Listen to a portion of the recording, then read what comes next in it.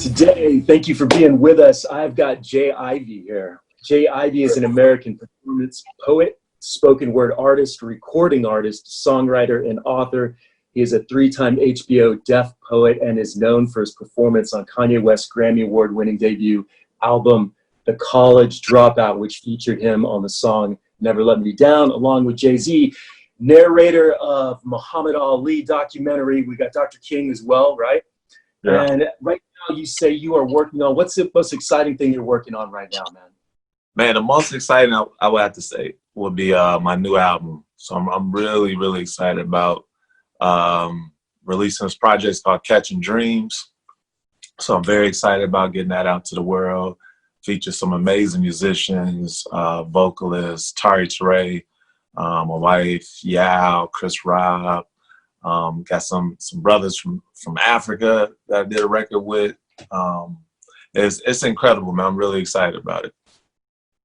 And that creative process, man, like what was that initial spark, that inspiration? Can you take me back to the date and time? What was that like? Man, I don't remember the date and the time, but we were actually working on Tari's album, and we were getting close to finishing the project. So I was doing some songwriting on her project. For those that don't know Tari, she's an amazing singer, songwriter, been featured on Kanye's album and John Legend's album, tours with Slick Rick. So we're working on her project, which is a soul R&B album. And every song I would just get more and more excited, just the inspiration from the music that she was creating and that I was able to lend my voice and thoughts and creativity to. So, I started to get the itch, like, man, it's time for me to jump in and start working on a new project. So I think the first song that I did, oh man, one of the first, I think it was this record called Ride Out, which amazing producer named JT produced. I was in his studio and he just put this track on. I was like, oh my God, this is amazing. It's just this vibe of just one of those long trip type of vibe. Just get on the road and just roll the windows down, feel the breeze and relax. And just reminded me of that vibe. And that was like the first. And then it was just, okay, got that done. Let me move on to the next and the next and the next. So yeah. Nice, man, nice.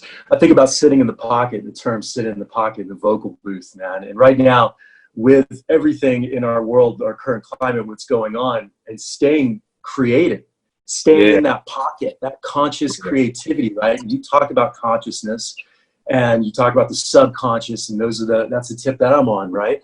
And staying in that zone, man, staying creative in that way, that pure thing, it takes a lot of self-discipline, self-awareness, right? Yeah. Consciousness. Talk to me about that process, man, or even some advice that maybe you give some young cats, man, who come up to you asking about it. Yeah, well, one of the things I always reflect on or share with folks is that fear kills dreams. Along with fear, there's stress, there's anxiety, there are all these elements that get in the way of our creativity. So even for me and my family, just being a creative, when the pandemic first hit, when Corona first hit, it was super stressful because there were different events lined up and shows and commercial work and all kind of just work. It was the year got off to a blast, and it was going up from there. It was the beginning of an amazing year. And when everything got wiped out, it was like, oh, well, wait, what? Whoa. So the initial shock, it was very stressful to figure out, okay, where's your next dollar coming from? Where's the next project coming from? How do we maneuver through this? So it was a reminder that along with fear, stress, and anxiety, it will stunt your creative growth. It will put it on pause real quick. So even in that during that time, I had to remind myself, and that's really what it is. It's constantly reminding yourself. It's constantly exercising that mental fortitude, that spiritual fortitude, and just staying conscious and aware of where you're at, and knowing where you're going, and knowing that you're gonna find ways to get through it, make it all right. My grandfather would always say, "Take it one day at a time. Keep on keeping on. Everything's gonna be all right." He would always say those three things. Those are his three quotes. He would always say, and that was a moment where you had to resettle and say, "Okay, everything's gonna be all right. Let's take it one day at a time and keep on keeping on. Like keep moving, keep exercising that muscle, that mental and spiritual muscle, and that awareness and that consciousness." And once I got to that space, the creativity, it bounced back. I was able to put the pen back to the pad, and even creatively figure out new ways to create income, and just find peace. That's what, whenever you create, you just have to be at peace, and find your calm. And again, it comes with a lot of awareness. It comes with being conscious of it, and again, that constant reminder to self, that constant exercise of, okay, we gonna get through this, find a balance and move on. Yeah.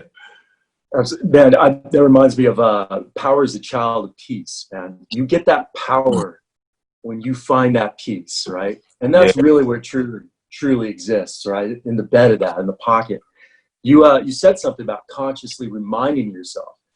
And I was thinking a little bit about with your poetry and just reading your book and thinking about your past work that I've, spent so much time with. And, you create these words, and then you spend this time with finding the nuances and being able to deliver that in such a passionate way. It resonates in your nervous system, right? And that's what I always say, right? I talk about like affirmations versus mantras. Mantras like football. Think about that mantra that everybody had, right?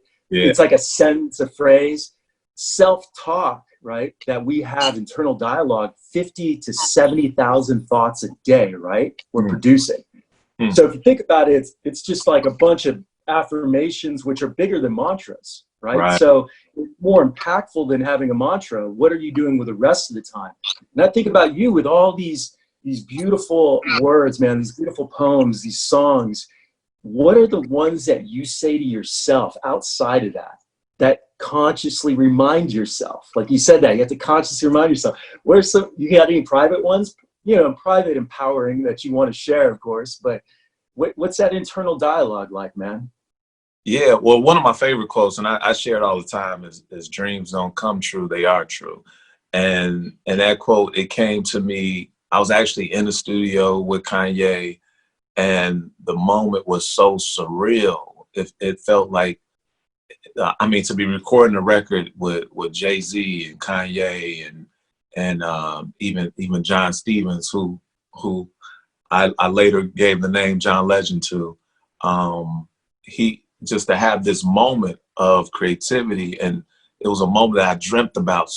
Like I dreamt about moments like this happening for so long. So to be in it, it was like a dream. I was like, oh wow, dreams don't come true, they are true. Like we're living in a dream. We're creating it every step of the way, and every stop on the journey is a part of the dream. So that's one of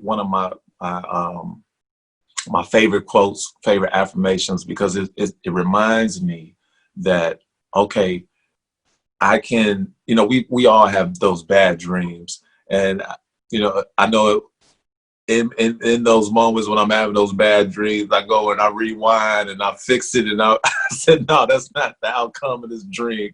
I'm a reshape it and fix it so that the outcome isn't so bad.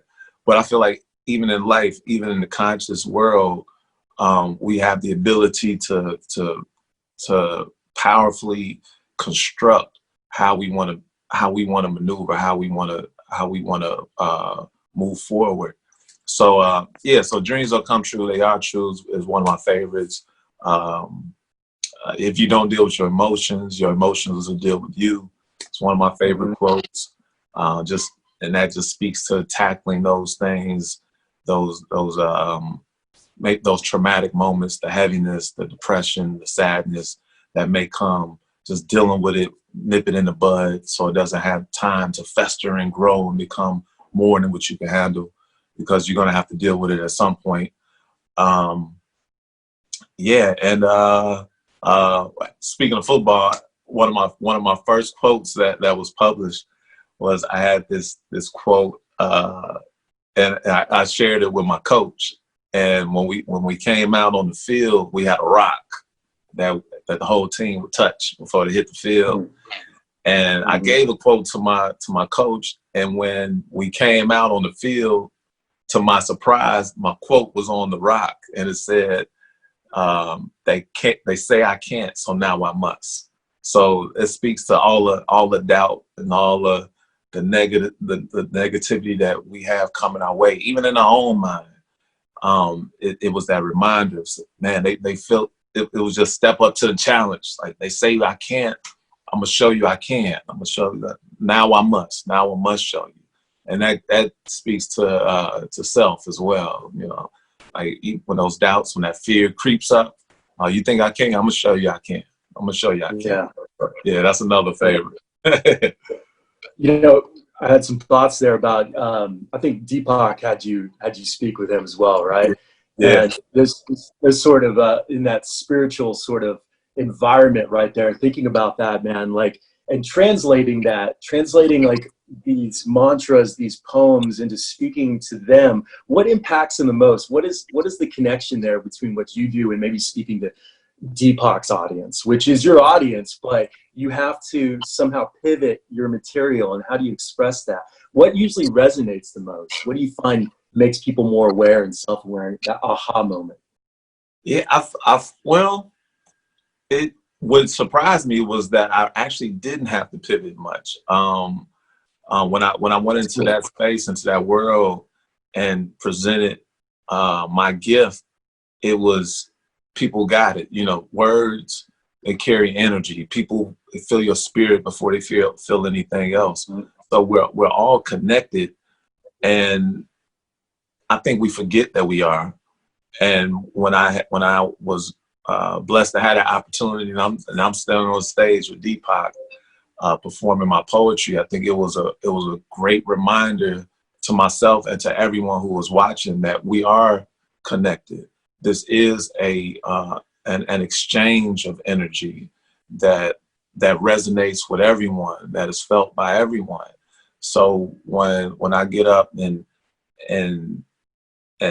spit a poem that speaks to where I come from, or speaks to what I've gone through, or mindset or perspective, or just a cool story with some purpose intertwined in it, it was evident that they got it, and again, that we were connected. It's an amazing feeling. It's very electric. When I actually just did a performance the other day, I did a virtual Dear Father book concert, and even performing virtually, and I feel this all the time on stage, but even performing virtually, there was an electricity that I felt. There was a charge that I felt, and when the show is over, you really, like, you feel it throughout, but when it's over, that's when you really feel it. You know, you feel this rush of energy, like meditating, like doing yoga, like getting on the chi machine, like a workout. You feel that rush, you feel that energy charging through, and it's amazing. It's amazing. Yeah, man. You know, I call that charge the alpha frequency, the alpha brainwave, right? And the idea is, what I'm coaching with men is, the idea is that we are the new alpha through our frequency. And Right. That's our conscious creativity, right? Right. You know, you've got the reconditioning of the mind and all that. So Tappy, you were on fire with that. That's what you're expressing. I love that. Yeah. You mentioned meditation. What, besides getting in the zone, like, like Michael Jordan shooting hoops, man, or just you take anybody, any great athlete doing what they do best. That is that frequency, right? Right. But outside of that, what do you have? What allows you to stay conscious, to stay focused? You know, what is it? Is it shooting hoops? What is it? I mean, my favorite go-to, you know, now that I've gotten a little older and I'm concerned about these Achilles, is because I do enjoy hooping, but bike rides, that's my go-to now. Nice. I love hopping on a bike and getting the body moving and just enjoying the breeze and the calmness that comes with you know, you just in that, it's just so serene and so beautiful and peaceful. I love long rides, but long car rides, but you know, on the bike, you know, your body is combining that. It's just something about that flow that I love.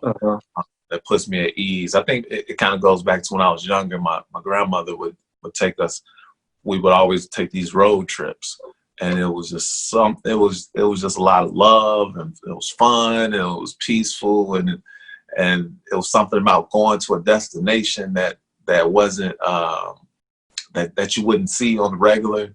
So I think just the exploration of it as well. I think that's something that's really, really big. The exploration, the curiosity, man, what's going to happen, the anticipation of what's going to happen. So yeah, bike riding. I gotta get back on my working out, and then I'm writing. It always puts me there.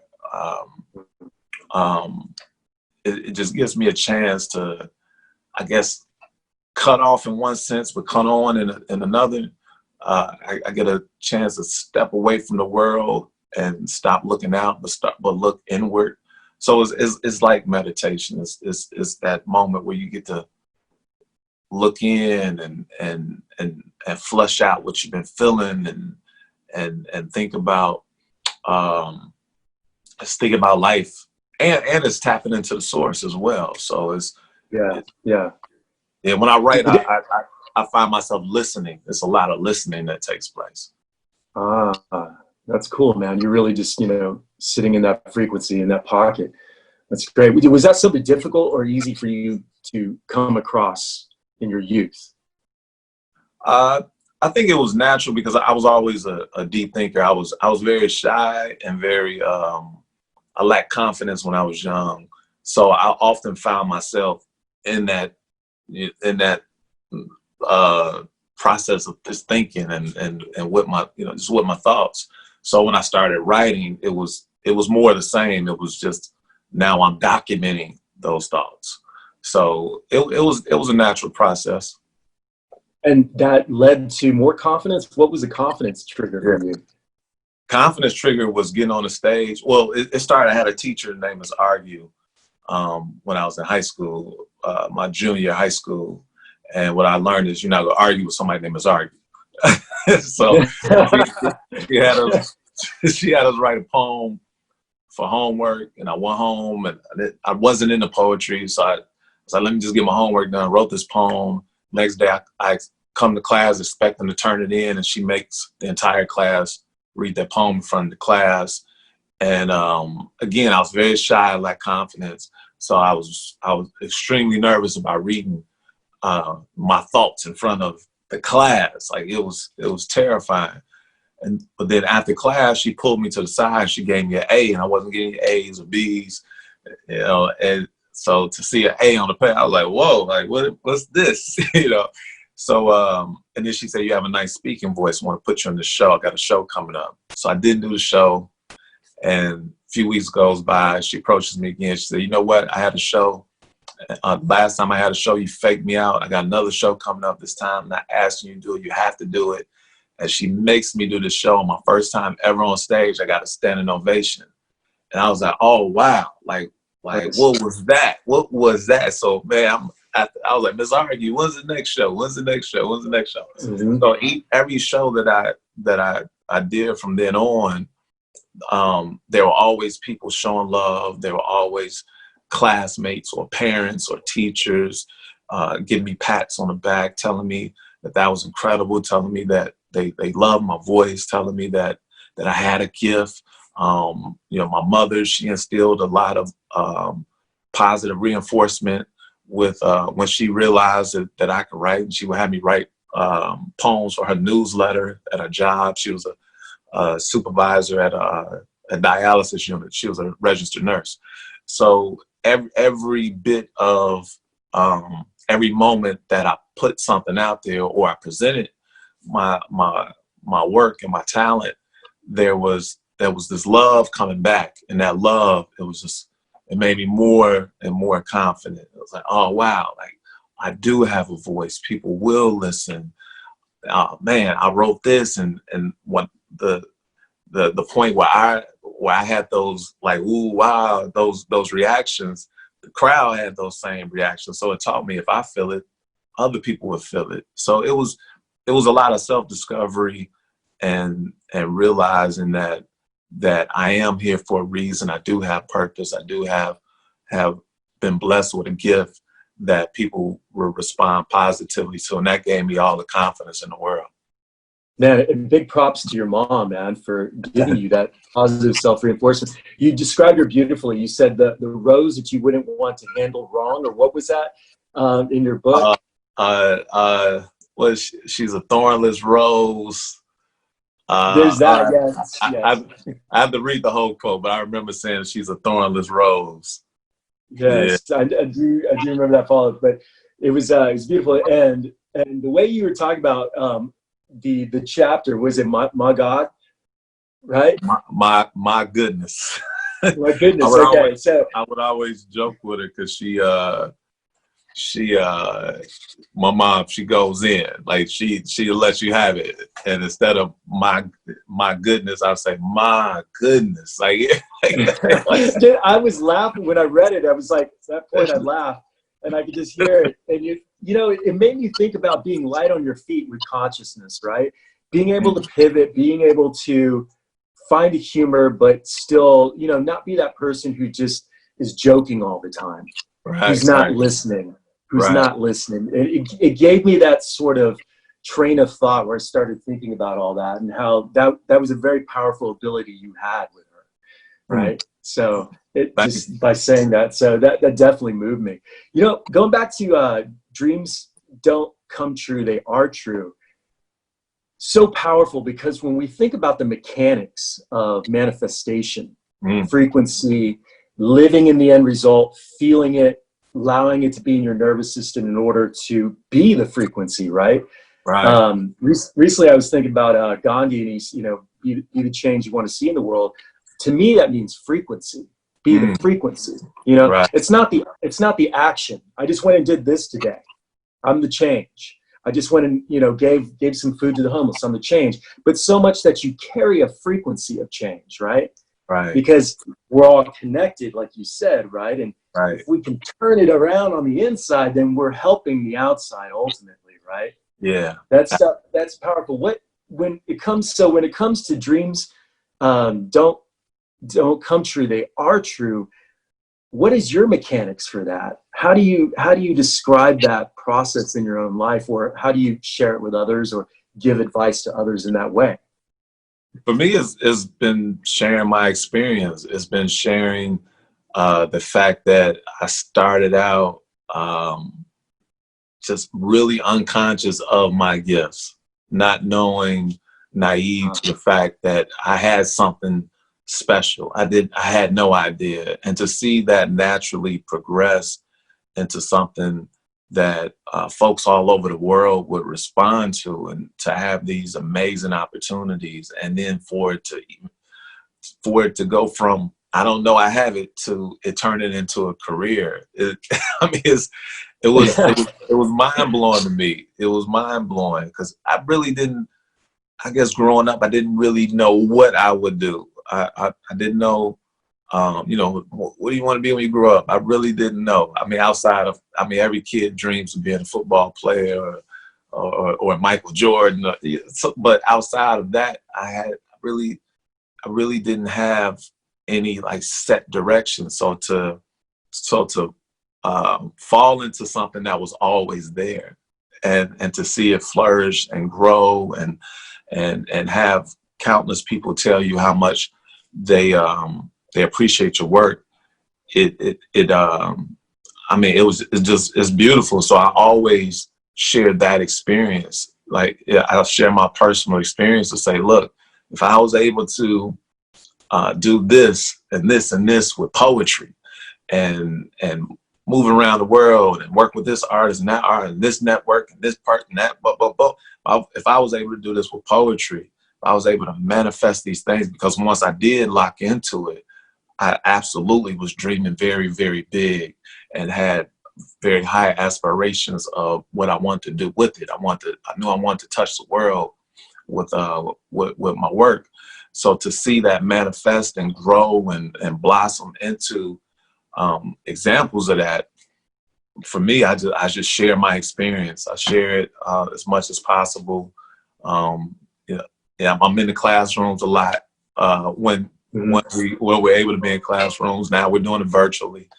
But whenever I get a chance to share, I share, like, look, this is what I've gone through, and you have your own gifts. You were born great. There's a greatness in you, and it's your responsibility to grow that greatness every day. But it starts with being aware of it. A lot of people just aren't aware of it. They're not aware of it. Yeah. Yeah. What do you see the block is? What's that main block? You think it's something like mechanics subconscious? Do you think it's being bombarded by constant advertisement? What do you like to think about? Man, that may have a lot to do with it. The key element, no matter how it comes to you, is fear. Whether that comes through television, whether that comes through interactions with people, whether that comes through other folks' projections of what they feel onto you. The key element is fear. For me, I was able to witness older relatives, very, very incredibly talented people who, because of fear, they didn't pursue their dreams. They started out on the path, but for whatever reason, they didn't feel like they could accomplish the goals. And you could see when they would speak on it, you could see the hurt, you could see the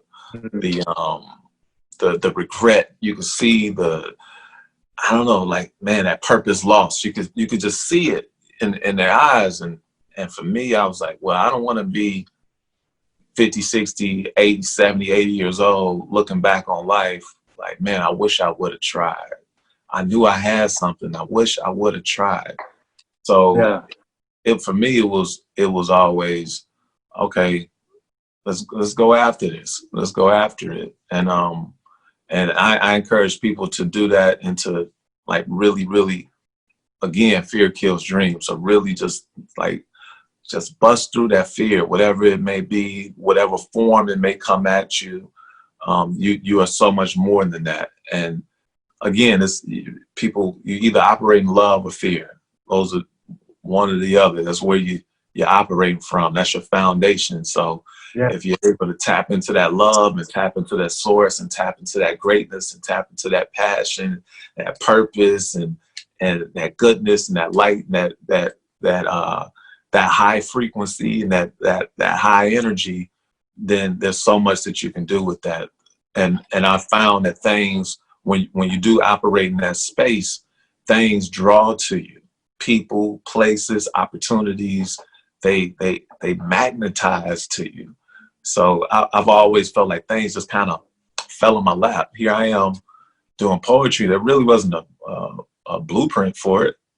There wasn't, I knew of great poets, but there wasn't necessarily a blueprint for me or there wasn't one that I was exposed to of how to become a great poet. So a lot of it was instinctive, and a lot of it was being fearless, and a lot of it was being curious, and a lot of it was just continuing to move. And as I move with that curiosity, with that joy and the happiness of doing what I love to do, with that wondering what's going to happen next as I move, those things would just draw to me. They were magnetized to me, and one thing led to the next.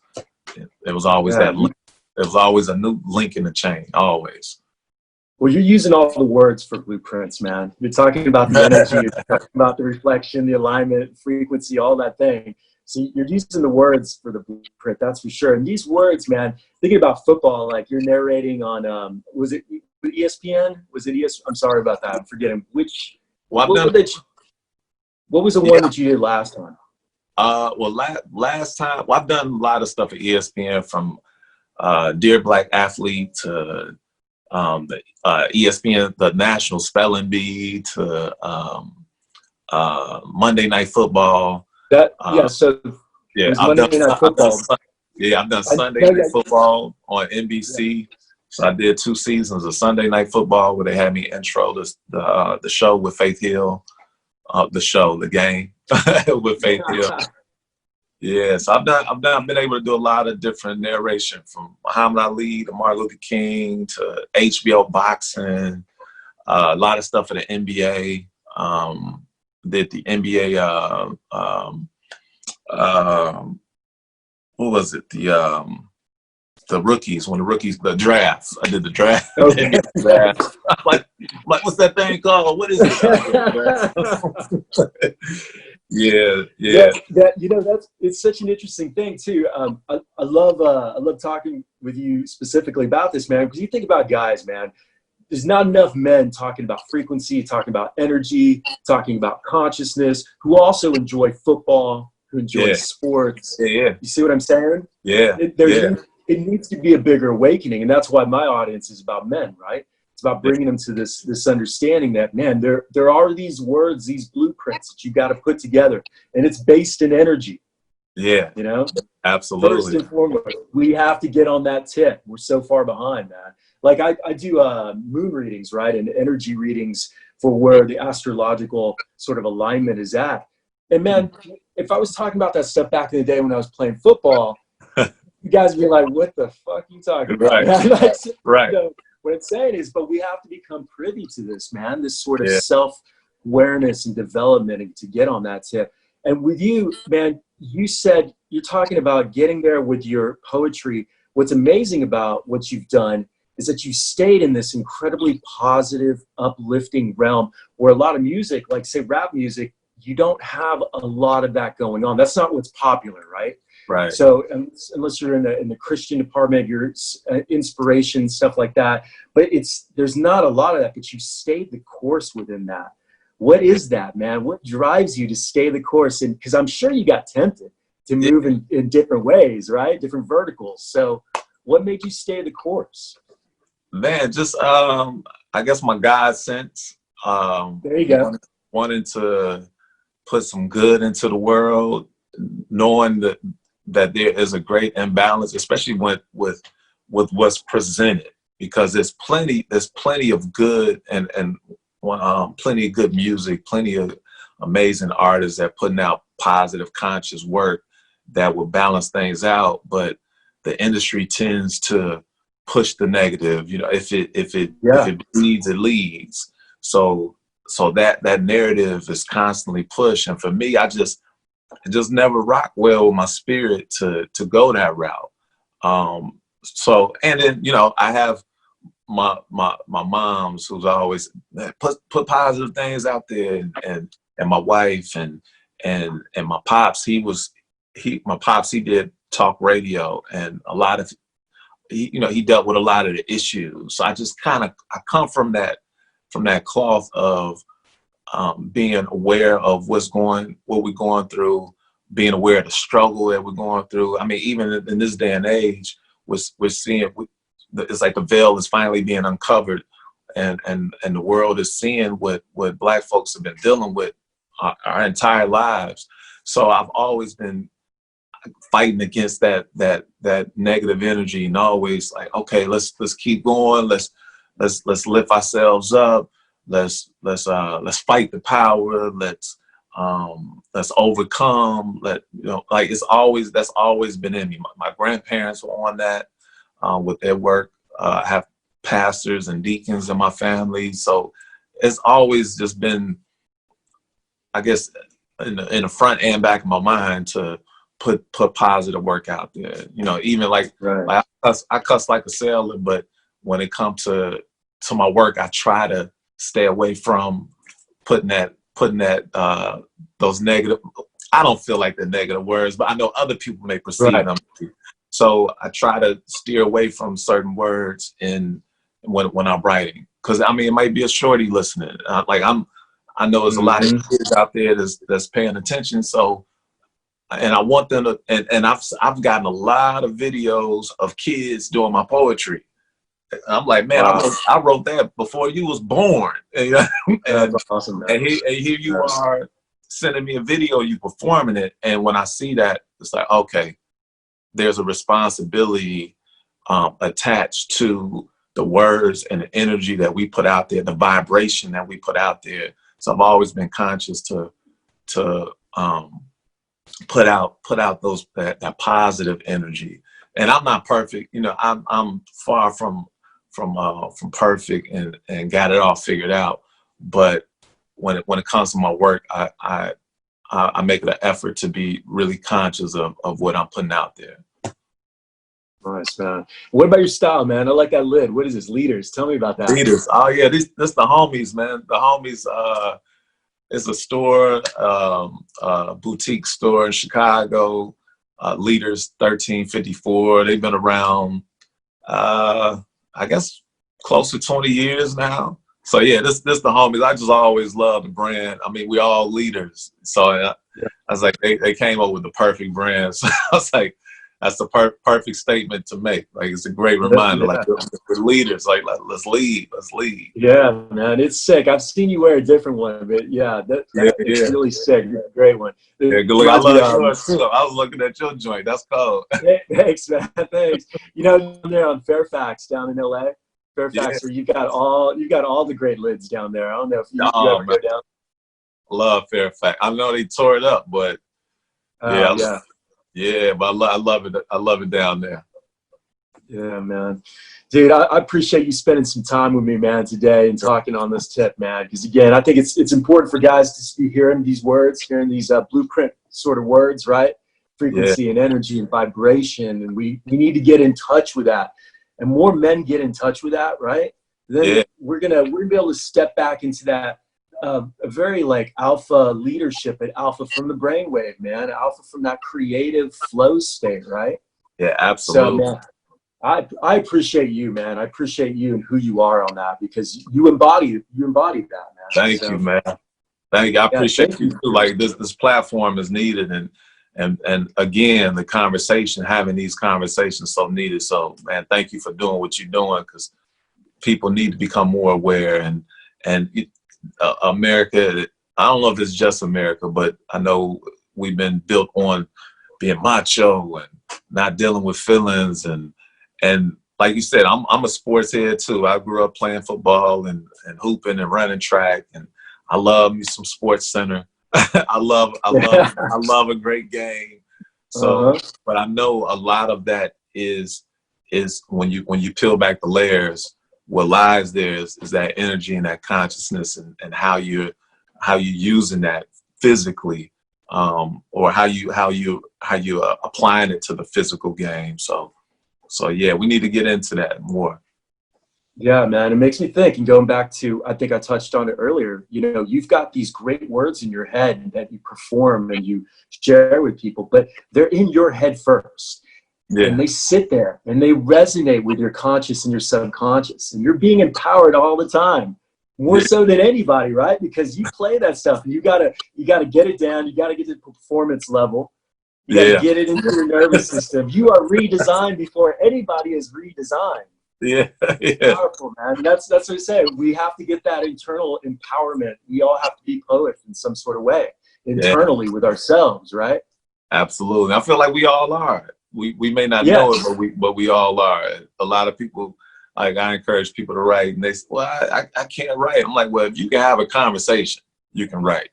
Everyone knows how to have a conversation. It's just a matter of documenting that conversation and replaying it back for someone. So everyone has the ability to poeticize their thoughts and feelings. 100%, man. Well, I'm going to wrap out here, and I'm going to say everybody needs to go to your website to keep up with you first and foremost, right? J-Ivy.com. Yes, There's sir. a hyphen. Yeah, J-Ivy.com. Keep up with him and all that he does, because it is great stuff, man. I appreciate, man, you're always in my mind. Your words are in my mind. I remember, man, dreams don't come true, they are true. And I was like, that's so powerful, but the mechanics are so complicated. Yeah. Yeah. So I'm saying this, everybody out there needs to get it down. You need to figure it out. You need to spend your time figuring out what dreams don't come true, they are true. You have to figure out what the hell that means. Right? Yeah. And a lot of it is just remembering to breathe and being aware. Breathe, be aware, and applying it to the life. Yeah. Yeah, 100%. All right, man. It's good talking with you, man. I'll talk to you again soon, man. I'll be watching you. Yeah, we got to link up. We got to shoot again soon, man. It's been too long. Yeah, I really want it to happen in Chicago, man. So let me see. But you know, of course, when everything gets back to travel mode full time. I know, right? Yeah, we'll get it, man. But thank you, man. I appreciate it. Appreciate you, man. All right, late. Yes, sir. Peace.